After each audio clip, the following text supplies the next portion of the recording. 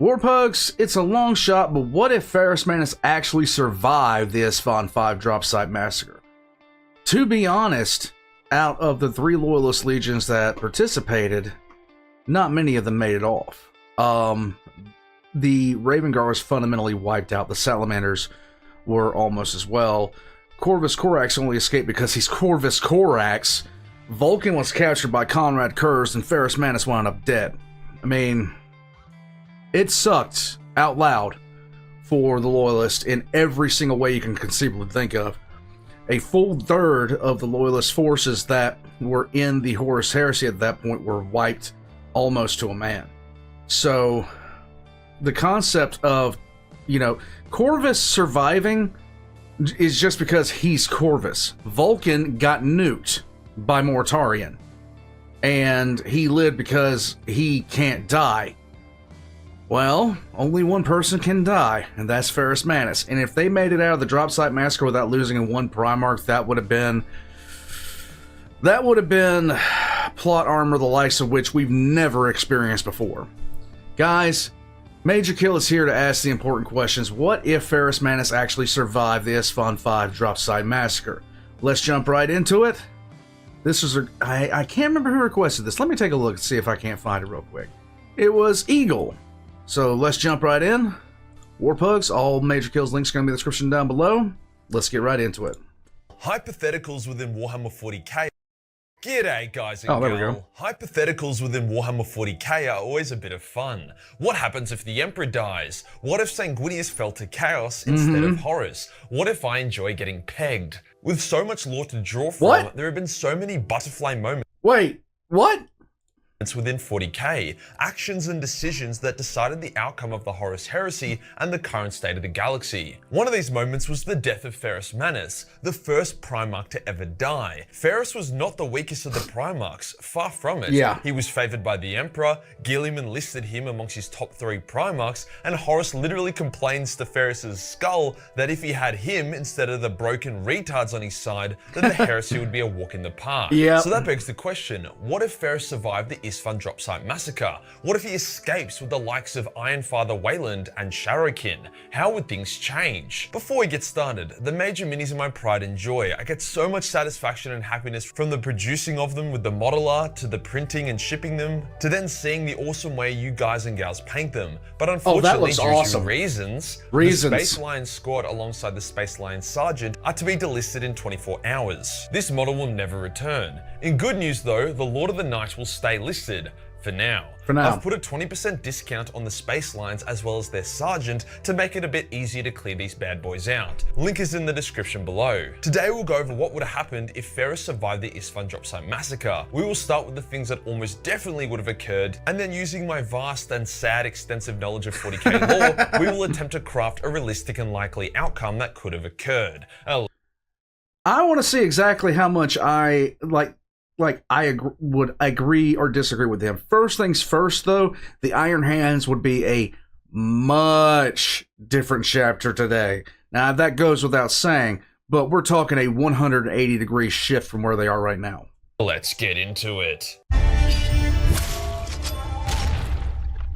Before we get into the what-ifs, we need to understand the context of Ferrus's death and why he was the only Loyalist Primarch on Isstvan to die. 3 Loyalist Primarchs were sent into the trap, Vulcan, Corvus, and Ferrus. When the trap was sprung, that trap being the Alpha Legion, Iron Warriors, Wordbearers, and Night Lords revealing their loyalty to Horus by gunning down the true Loyalists from behind, a lot of chaotic shit happened. Corvus was able to cut through enemy lines and lead a few thousand of his Raven Guard to safety. The Salamanders were massacred with very few surviving. Vulcan entered a rage and was eventually incapacitated with a tactical nuke. He survived as it was revealed that he was an unkillable perpetual and could regenerate from any wound. Thus, it literally took a nuke to take him down. He was captured instead. However, Ferrus was so consumed by his need to kill Fulgrim that he had charged his Iron Hands way too deep into enemy lines. There would be no fighting to safety for him. He was then killed by the Chaos-empowered Fulgrim via a cheeky decapitation. However, if Ferrus had a cooler head, he probably wouldn't have lost it. But his mistake was continuing to charge into enemy lines once the Salamanders and Raven Guard retreated to resupply. This was in part due to him needing internally, because of what was going on, and because Fulgrim had approached him, he felt like he had something that he had to prove. And not just subconsciously, he felt it on a very, very base level. Fulgrim had come to him, so that must have meant that Fulgrim had seen something that led him believe the Ferrus would turn against the Emperor.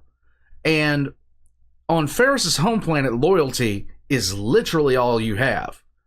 So even though it was counterintuitive to everything that Ferrus ever stood for, the sheer fact that Fulgrim had turned to him and tried to get him to join Horus, for him, it was the right thing to do to the right person to get them to literally do anything to prove that they weren't one of you. Like, he would have done anything at that point.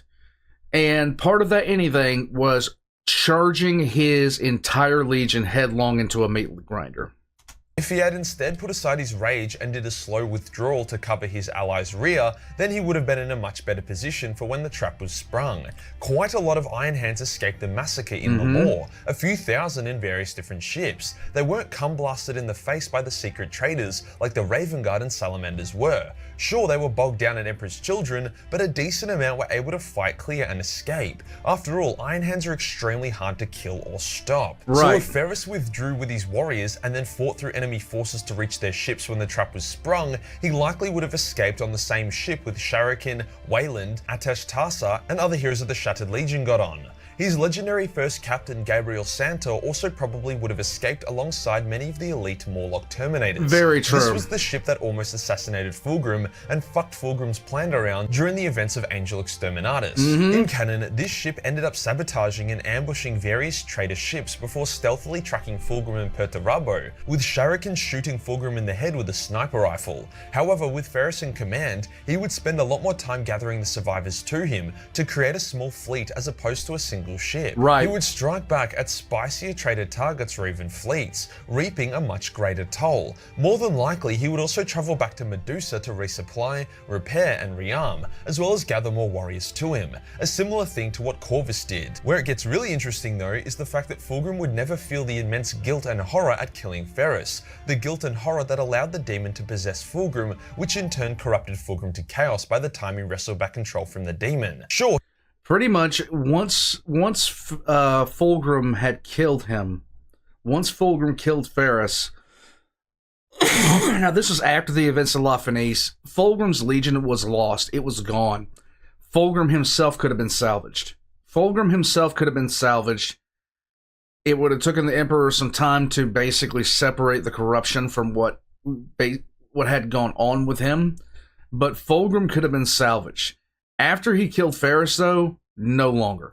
Or he would still have the demon messing with his mind, but he wouldn't have plunged into full rapist demon mode like he did in canon. True. As such, the events of Angel Exterminatus don't take place, since it would take months or even years, if ever, for the demon to break down Fulgrim's will enough to possess him. By that point, Horus wouldn't allow Fulgrim to fuck off on his side quest to become an 8-titty drag queen, as the Siege of Terror would be about to begin. There is also a chance Fulgrim would eventually overcome the will of the demon and free himself of its influence, potentially opening up a Fulgrim redemption plotline as he realizes how much of a fool he has been. Right. Either way, with Fulgrim slowing or even stopping his decline, the Emperor's children's decline would also slow. Although by the time of the Dropside Massacre, they were too far gone already. Ferrus would still be desperate to kill Fulgrim. However, this time he would have the time to gather the survivors of the Shattered Legions.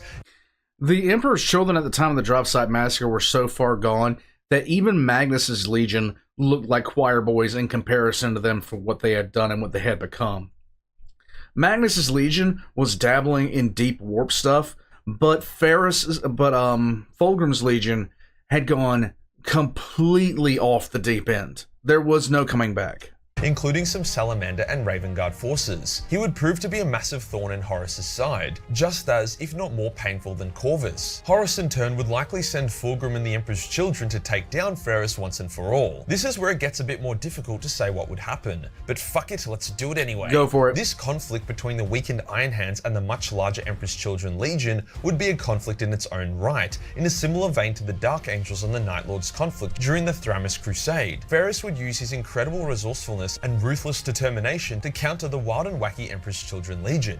His goal would be to more or less break up the Emperor's Children forces and fleet through a series of skirmishes in order to create an opening for him to directly strike at Fulgrim and his flagship. You could argue that Ferrus would instead head to Terra and fortify it with Dawn, but I believe that Ferrus's hot head and burning desire for vengeance would ensure that he would either come to Terra holding Fulgrim's head, or he wouldn't come at all. The opportunity for Ferrus to strike would arrive, but more so from Fulgrim creating an opening for Ferrus to teleport onto his flagship, the Pride of the Emperor, to have their epic showdown. Fulgrim loves a bit of theatre. He does. Ferrus teleports aboard with his Morlock Terminators, all of them kitted with new custom weapons and armor made by Ferrus himself. The Iron Hands Primarch knows that they will be outnumbered and outgunned, so he spends some time evening the odds. They carve their way through the ship, butchering crew and Emperor's children alike. Eventually, they arrive at the Maraviglia, the birthplace of the Emperor's children's true corruption, as this was the place that Bekor Kinska accidentally summoned demons during her obscene performance and damned the Legion's soul.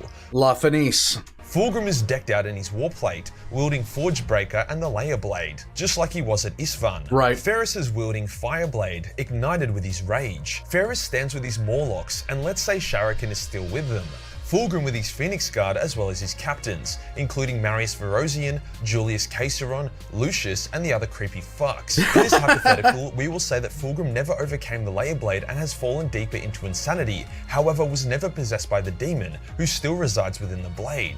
The time for waiting is over. After one of those classic angsty Primarch arguments where Fulgrim calls Ferrus a closed-minded fool that doesn't appreciate a good blood orgy, with Ferrus then calling Fulgrim a creepy cringe lord, the two forces charge. The Iron Hands are outnumbered, but their conviction is unmatched, and they're wargear miles beyond the Emperor's children. They smash into each other's lines, Ceramite on Ceramite. The Iron Hands charge, pushing back the Phoenix Guard. Marius and his Noise Marines devastate the Morlocks at such close range. However, with the fighting being so intertwined, they can't get clean shots without killing their own. As in canon, the Iron Hand Morlock Ignatius Newman is able to approach Marius and his warriors, blasting them with his heavy bolter. He's able to do this due to him being deafened by them on Isstvan, thus immune to their noise-based weapons. Gabriel.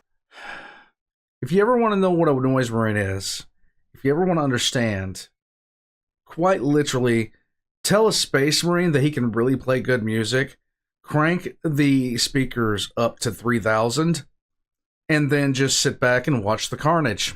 Imperial Santa engages Julius Caesaron in battle, first captain against first captain. Just like in canon, Santa gets the upper hand, but his passion and rage of betrayal has cooled into cold, empty hate. Instead of hesitating, which allowed Julius to kill him in canon, he knocks Julius to the ground and butchers him.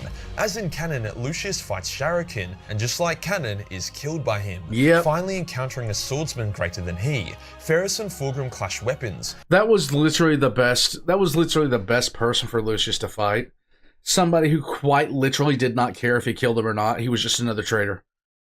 Lucius was just another traitor. In canon, Ferrus is so blinded by rage when he saw the trap the traitors had sprung on Isstvan that Fulgrim was able to get the upper hand on him. He also didn't expect the strength Fulgrim got from the demon within the blade. In this version, he still probably wouldn't be as aware of the demon buff, but he also wouldn't be so careless. Regardless of how the duel goes, it's pretty much guaranteed both Primarchs would die here. If Ferrus kills Fulgrim, then he would eventually be taken down by the Emperor's Children Legion, more than likely by buying time for Sharakin and his Morlocks to escape. If Fulgrim kills Ferrus, you bet your ass Ferrus has stuck a nuclear charge in his power pack that would then atomize the ship and Fulgrim in a heartbeat. Nice. With Fulgrim dead, their key captains gone, and their flagship severely damaged or even destroyed, the Emperor's children would truly lose the plot. Their shattering into rogue warbands would happen here instead of post-heresy, with some returning to Horus to attack Terra, but many more attempting to fight and kill the Iron Hands. The Iron Hands would likewise be shattered with the death of Ferrus, but they would do much better off knowing he took Fulgrim with him enter the grave, and many more Iron Hands, including the senior Morlocks, would still be alive and able to lead the remnants of the Legion. Either way, an overall win for the Imperium, as Fulgrim and the bulk of the Emperor's Children forces would be absent from the Siege of Terra. I can't say for sure that this would end up changing the result of the heresy though. After all, the Emperor's Children were pretty useless in the siege. Fulgrim got his ass whooped by Rogel, and his warriors got bored and ended up raping and pillaging the world's population. Not an ideal situation. This is exactly what happened for the citizens of Terra, but overall of little consequence to the siege. An unintended side effect of Fulgrim's premature death may be the mental state of Perturabo. Perturabo was deeply disturbed and upset by the events of Angel Exterminatus, where Fulgrim betrayed him and tried to kill him. In the version of events where Ferrus survives Isstvan, there is no Angel Exterminatus. This may result in Perturabo staying at the Siege of Terra till the end, as he wouldn't have to be fighting side by side with a bunch of debaucherous degenerates that try to kill him. However, this is a bit of a stretch, and Perturabo still would have been sick of Horus and his demonic brothers. So overall, not actually that much of a change. Canon Fulgrim has done fuck all for 10,000 years, only appearing once to get clapped by Rylanor. Him being dead would barely affect the setting or key plotline outcomes. Ferrus would also end up dead just like in canon.